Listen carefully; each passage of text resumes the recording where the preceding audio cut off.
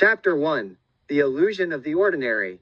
The year was 2014. A packed room of journalists and tech enthusiasts sat in a theater in California, waiting for the man who controlled the digital social lives of billions. When Mark Zuckerberg walked onto the stage, he wasn't wearing a power suit. He wasn't wearing a designer label across his chest. He was wearing a heather gray t-shirt and a pair of basic jeans. It was a look that defined an era. To the average viewer, he looked like a college student who had rolled out of bed 5 minutes before the presentation. But that gray shirt was a signal. It was a statement of intent. It was the beginning of a global fascination with why the wealthiest people on the planet, men and women who could buy entire fashion houses, choose to look like they shopped at a clearance rack. In this deep dive, we are going to peel back the layers of this plain aesthetic. We will discover that these clothes aren't cheap. They are strategically chosen tools of psychological warfare, brand management, and social signaling. We are exploring the $500 trillion shirt, the $2,000 hoodie, and the uniform theory that has changed the way we perceive power in the 21st century. Chapter 2. The Science of Decision Fatigue. To understand the plain t-shirt, we have to understand the human brain. The human brain is an incredible machine, but it has a limited battery. Every single day, you wake up with a finite amount of decision-making energy. This is what psychologists call executive function. Imagine your brain as a smartphone. At 7 a.m., you are at 100%. You decide what time to get up. Your battery drops to 99%. You decide what to have for breakfast. 98%. You look into your closet and see 30 different shirts, 15 pairs of pants, and 10 pairs of shoes. You spend 5 minutes mixing and matching, wondering if the blue striped shirt goes with the khaki chinos. By the time you leave the house, your brain's battery is at 90%, and you haven't even started your workday. For a billionaire CEO, those percentage points are worth millions, sometimes billions, of dollars. When Steve Jobs chose his iconic black turtleneck, he wasn't just making a fashion choice. He was performing an act of cognitive conservation. Jobs famously collaborated with the Japanese designer Issey Miyake. After visiting Sony factories in Japan and seeing the workers in uniforms, Jobs wanted a uniform for Apple. When his employees rejected the idea, he decided to create one for himself. Miyake sent him 100 identical black turtlenecks. From that day on, Jobs never had to think about his clothes again. He saved that mental energy for the design of the iPhone, the marketing of the Mac, and the future of computing. Barack Obama followed a similar philosophy during his presidency. He famously said, "You'll see I wear only gray or blue suits.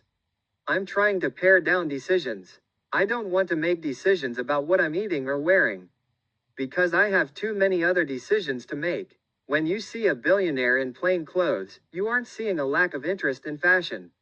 You are seeing a person who has prioritized their mental bandwidth. Chapter 3. The Rise of Quiet Luxury. There is a common misconception that plain means inexpensive. If you go to a fast fashion retailer, you can buy a gray t-shirt for $10. If Mark Zuckerberg goes to his preferred designer, Brunello Cucinelli, he buys a gray t-shirt that looks identical, but costs between $300 and $600. This is the world of quiet luxury, also known as stealth wealth. In the 1980s and 90s, wealth was loud. It was defined by the logomania of brands like Versace, Gucci, and Louis Vuitton. To show you had money, you had to wear the brand's initials as a pattern. You wanted the world to see the price tag without you having to say a word. But as wealth became more concentrated in the tech sector and among old money families, a shift occurred. Loud logos became associated with the nouveau riche, people who had recently acquired money and felt the need to prove it to others. The truly wealthy, those with generational wealth, began to view logos as tacky. Quiet luxury is about the if you know factor, IYKYK. It uses materials that the average person cannot identify but the elite recognize instantly. Vicuña wool, a coat made from this rare Andean animal, can cost $20,000. To the untrained eye, it looks like a simple brown overcoat.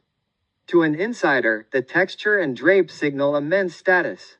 Loro Piana Cashmere. This is the unofficial uniform of the billionaire class.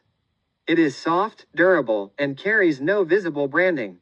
The Row, founded by the Olsen twins, this brand focuses on perfect tailoring and high-end fabrics with zero logos. By wearing these brands, billionaires are signaling to their peers. They aren't trying to impress the person on the street. They are communicating with the other people in the VIP room of global society.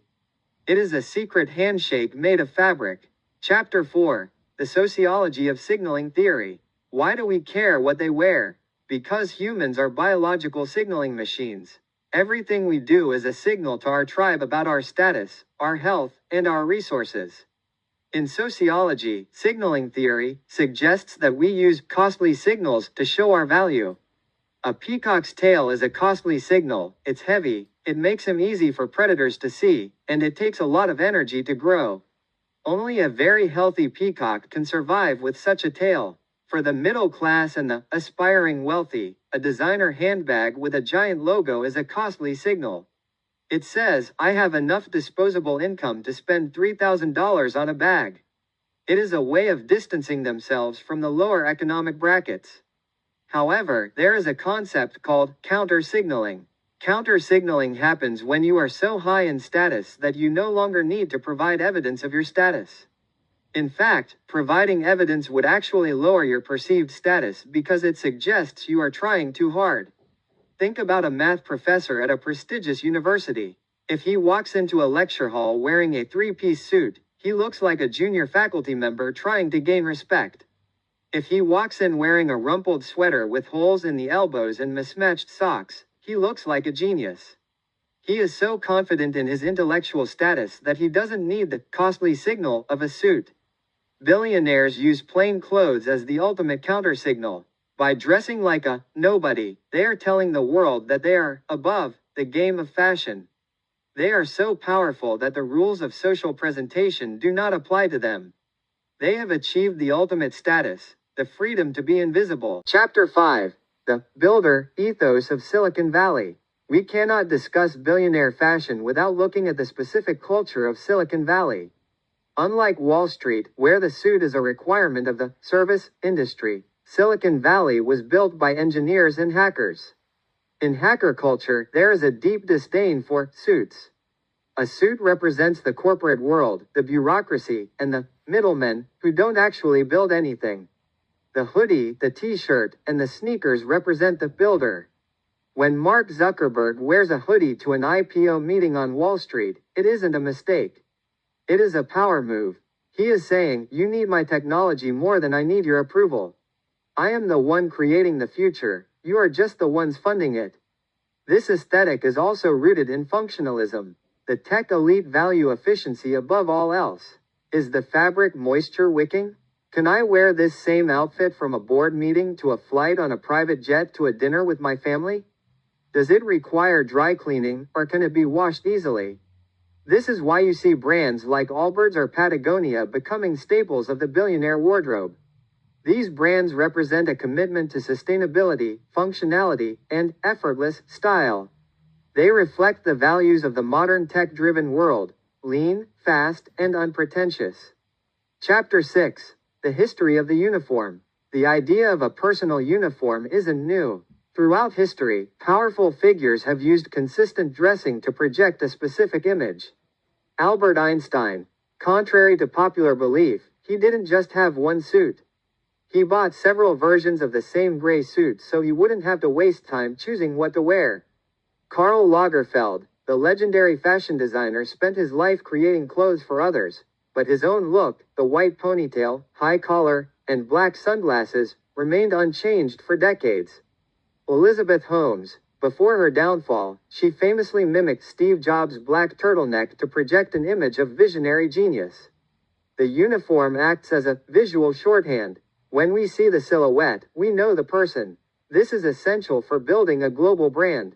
If a billionaire changes their style every week, they become a moving target for the media. If they stay the same, they become an icon. They become as recognizable as a corporate logo.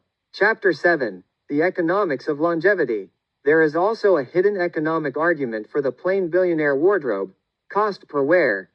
While a $500 trillion shirt seems absurd to most people, the billionaire mindset often focuses on the long-term quality of an item. A high-end cashmere sweater from a brand like Brunello Cucinelli is designed to last 20 years. It won't shrink in the wash, the fibers won't pill, and the style is timeless. Fast fashion is designed to be discarded. It follows trends that die within 6 months. By choosing plain clothes, billionaires are opting out of the planned obsolescence of the fashion industry. They are buying items that are trend-proof. This ties into a larger movement of minimalism. In an age of digital clutter and overwhelming information, the ability to own fewer, better things is a luxury in itself. It's the minimalist flex, owning a nearly empty mansion with only 3 pieces of furniture, each costing $50,000, and a closet with only 10 outfits, each costing $5,000. Chapter 8. The Psychological Shield of Anonymity. Wealth brings a loss of privacy. For the world's richest people, being recognized in public can be a safety risk or simply an annoyance. Plain clothes act as a camouflage in the urban jungle. A billionaire in a baseball cap and a plain navy windbreaker can walk through an airport or a coffee shop without being noticed. If they were wearing a flashy suit or a logo-heavy jacket, they would be a magnet for attention. This is the gray man strategy. In security circles, a gray man is someone who blends into their environment so perfectly that they are forgotten the moment they pass by. For a billionaire, the ability to be invisible is a rare and precious commodity. Their plain clothes are their invisibility cloak. Chapter 9. The Gender Divide in Billionaire Fashion. It is important to note that this plain clothing trend has historically been dominated by men. For female billionaires, the social pressure to be fashionable is often much higher. However, we are seeing a shift. Women like Sheryl Sandberg or Sarah Blakely often adopt a modified uniform, consistent silhouettes, neutral colors, and high-quality fabrics that avoid the trendy traps of the fashion cycle.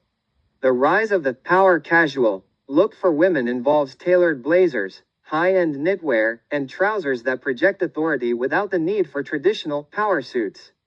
The goal remains the same: project competence, eliminate decision fatigue, and signal status through quality rather than flash. Chapter 10. Conclusion. What can we learn? So, what is the takeaway for the rest of us? Do we need to go out and buy $500 gray t-shirts to be successful? Not necessarily. But we can learn 3 key lessons from the billionaire wardrobe. 1. Protect your decision energy.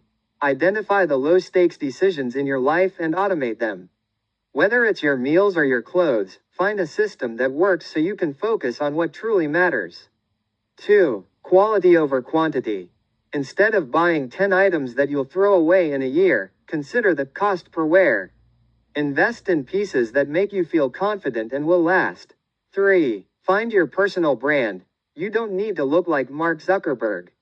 But finding a look that feels like you, a personal uniform, can give you a sense of identity and save you hours of stress. The plain clothes of billionaires aren't a sign that they don't care.